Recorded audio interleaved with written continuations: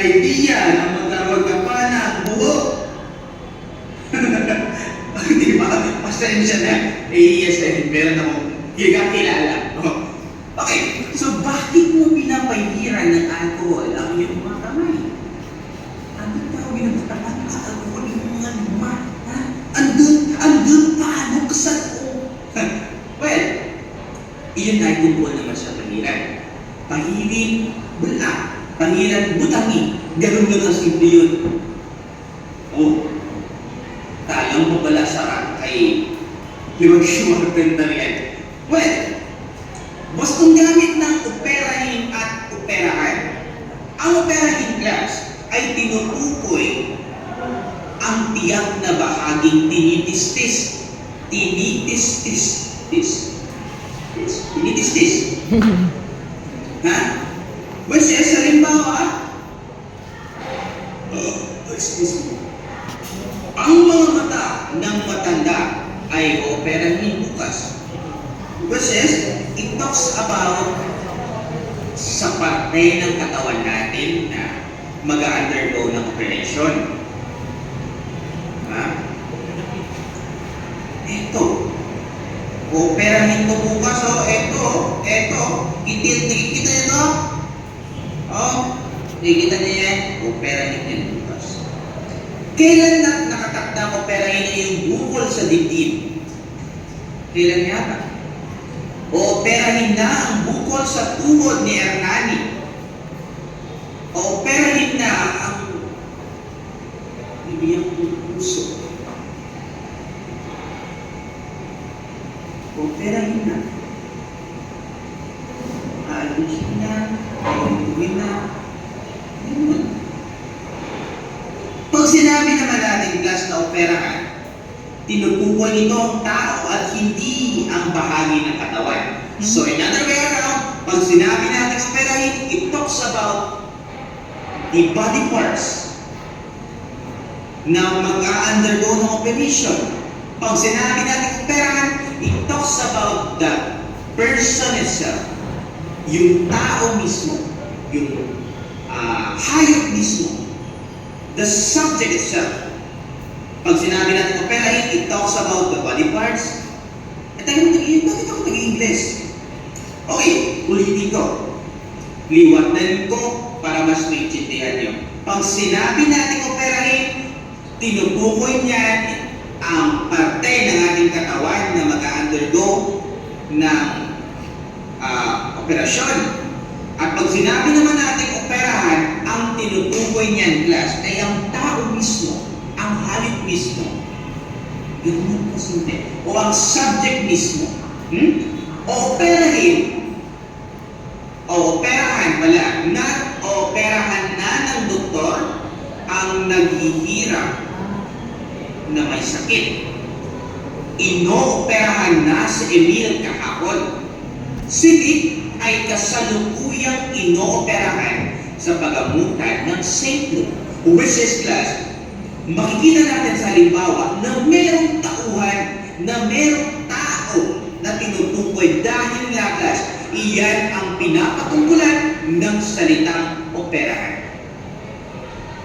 Hindi yung parte ng katawan. Pag sinabi natin parte ng katawan, gagamitin natin is operahin. Pag sinabi natin tao mismo, gagamitin natin is, o subject mismo, gagamitin natin is operahan. Napakasimple lang. Ganun lang yun na simple. At alam ko, iniisip ko na klaro na sa inyo. Klarong-klaro patay ang mikrobyo. Okay, so dako tayo class sa bastong gamit ng rin, round, down, rin, at okay, rin, round, down, at din. So, kailan natin itong class gagamitin? And I know the fact na dito tayo halos pakatandaan. Alam niyo ba na ginagamit ang na hindi kasunod ng mga pang-uring pamilya? Halimbawa, bumili si Rex ng 4 na tinapay para sa anak niya. Which is, based on the definition itself, batay sa kahulugan, Ginagamit ang ng na NG kasunod ng mga pang-uring pamilya. Anong pang-uri natin? Ha? Tama. Ang ating pang-uri ay ano? Nakalimutan, di ibibigay yan. Dahil alam ko na pagdaanan na ninyo yan sa high school ninyo.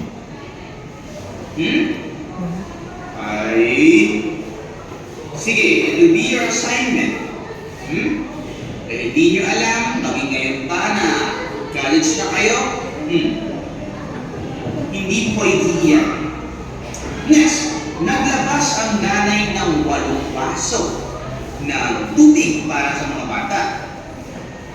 It's literal class na nang na hindi na gamitin natin based on the sentence. Batay sa ating pag-usap. Another way, o another reason, kung kailan natin ginagamit ang salitang nang na NG, kung ginagamit ang nang na NG sa mga pangalan, pangalan, hindi pangalan.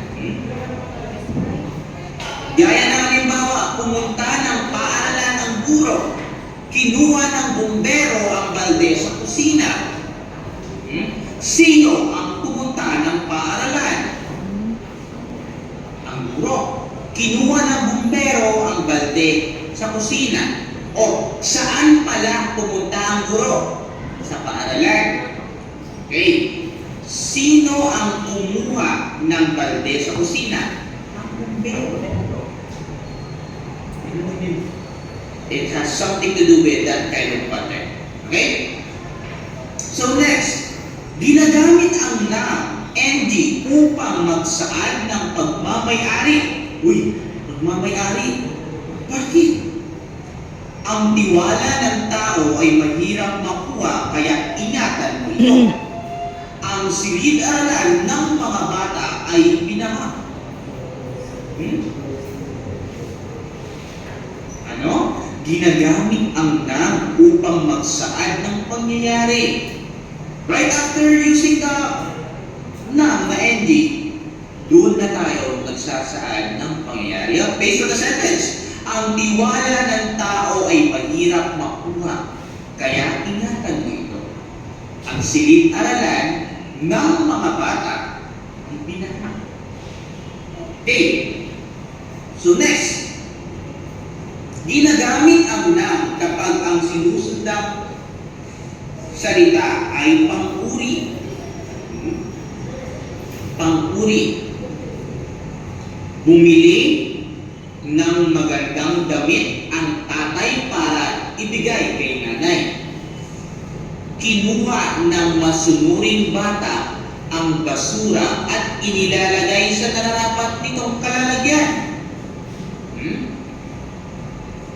Next, ginagamit ang noun na NG again upang pananda sa gumaganap ng pandiwa sa pangungusap. Gaya ng halimbawa, binigay ng guro ang mga libro sa mga mag-aaral niya sa ika-4 na baitang. Inalis ng matanda ang mga nakaharang na bakod sa daan. It talks about sa taong gumaganap, sa subject na gumaganap. Gumaganap bilang pandiwa.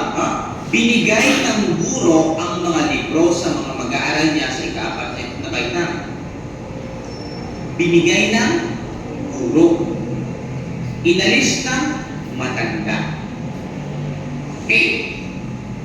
So that is all about noun na NG. Una kanina ay ginagamit ang noun upang magsaad ng pagmamayari. Next, kapag sinusundan ng salita, kapag ang sinusundan ng salita ay pang-uri, then upang ginagamit ang noun upang pananda na gumagamit ng pandiwa sa pangusap. Pananda sa gumaganap pala ng pandiwa sa pangusap. And then this one last, yung noun na NANGI, ginagamit ang noun na NANG sa gitna ng mga pandiwa kinukulit.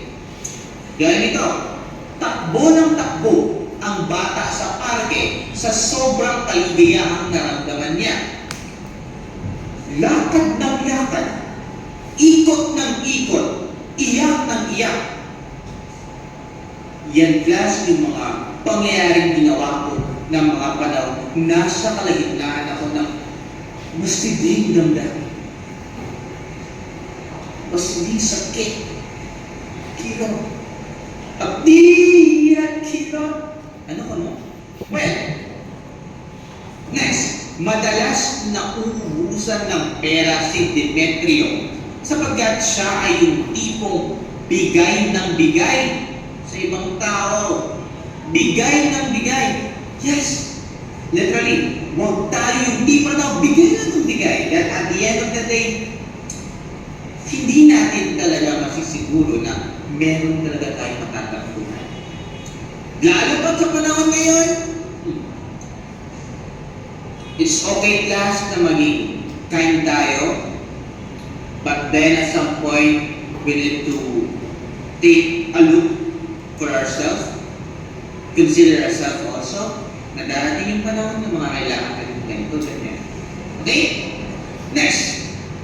Ginagamit ang na pampalit sa na at ang na plus na at ng na ng at na at na sa pangungusap. Gaya nito, umaga nang dumating si Jose sa bahay nila. Kung tutusin, umaga na nang dumating si Jose sa bahay nila. Yung na at ng na ng ay pinagsama hanggang sa naging umaga nang dumating si Jose sa bahay nila. So in other words, makikita natin na gin-combine ng natin class ang mismo nga NA kag NG. Next, sobra ng pagkamasungit ni Eliza. Sobra na ang pagkamasungit ni Eliza. Kaya ang ginawa natin, sobra na ang pagkamasungit ni Eliza. Hayaan mo na kunin niya yung mga gamit niya. Hayaan mo nang kunin niya ang mga gamit niya.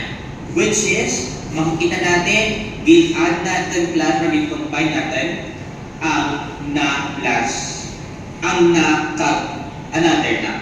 Ginawa natin na. Okay?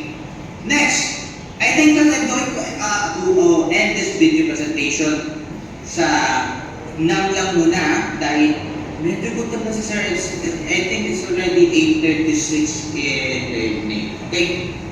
So, okay. Next, ginagamit ang nam sa pang-abay na pamaraan na sumasagot sa tanong na paano. Gaya ng halimbawa, nag-aaral o nag-aral ng tahimik ang magkapatid. Paaliman tayo siya mamaya. And I'll be continuing my discussion later after I... Okay, I guess that's the end.